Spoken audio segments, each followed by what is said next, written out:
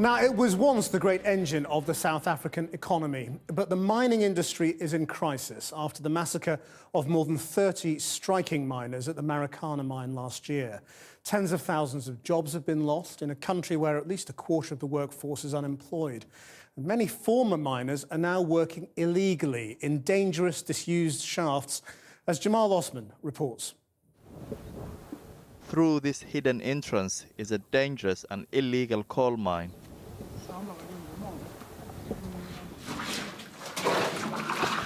Since strikes and conflict erupted at South Africa's mines, more than 20,000 jobs have been lost.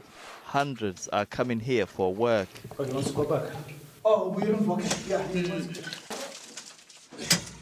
Men are risking their lives to feed their families. These tunnels could collapse at any time. But there are 20 illegal shafts in this one mountain alone. Founded in the late 19th century, Indua is one of the first coal mines in South Africa. Despite being officially closed over 100 years ago, mine workers come here when they lose their job elsewhere to mine illegally. These men work with no protective helmets or safety equipment. And to make things worse, flooding is an ever-present threat. These tunnels are held up with very basic supports. One of the shafts collapsed last year. They won't tell me how many were hurt, because they are afraid their site will be closed.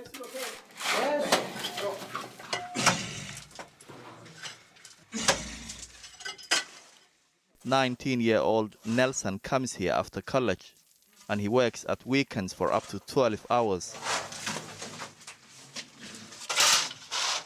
By selling this precious coal, he can earn 70 rands, which is the equivalent of £5 a day. He needs this to survive, and this is the best job he can find. The money I get here, it's 70 rand.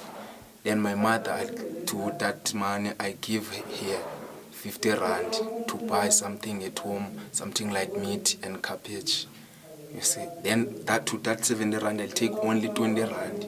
That 20 rand is my pocket money at school to use something that I want to school. Then my brother, I don't want to lie, I didn't give him.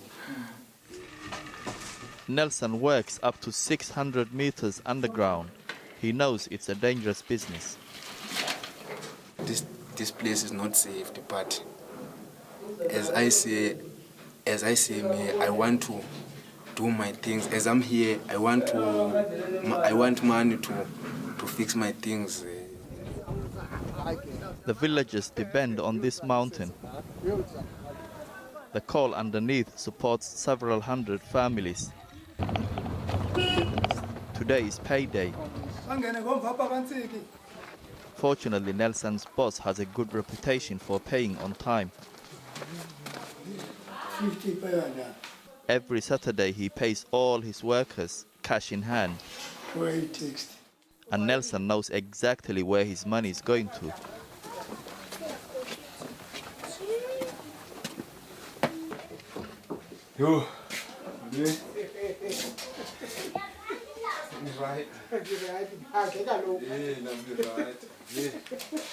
Nelson's mother has 7 other children and grandchildren to look after. It's her job to make sure they're all fed. Her appreciation is tinged with worry.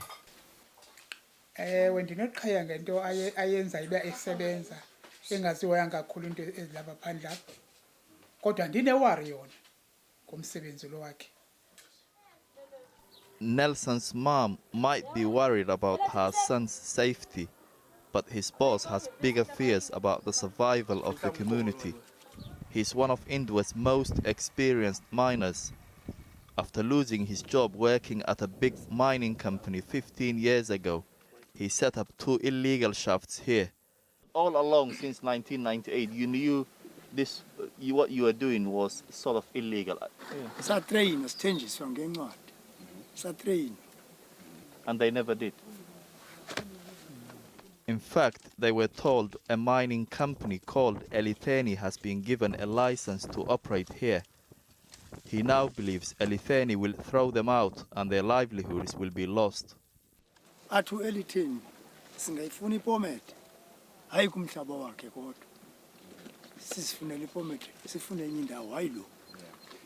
How long do you think you can continue this one then, realistically? Hey andiyazi okanye anophela lo nyaka sisaqhuba. Elitheni has already stamped its mark here. The company whose biggest shareholder SMP is London-based has plans to extract over 25 million tons of coal in the area. Just a few miles from Indua, they are already digging. I wanted to find out what their intention was for Nelson and his colleagues. I made several journeys to their site to speak to the manager. This is the second time we came to this mining site owned by Elitheni. These security guards told us we have to try their main office in town. But when we went there was no one available to talk to us. It's Sunday, and in Indua the community is praying. Their future is in the hands of the Elitheni Coal Company. But here they hope a superior power is on their side.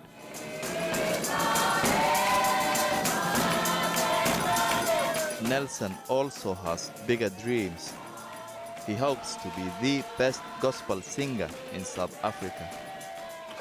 And I think when I'm a big singer, I don't think I will come back to mine and dig coal. And I know that on my family, my father and my mother, I know that they're going to be proud about that. So that's why I like to say. Jamal Osman reporting.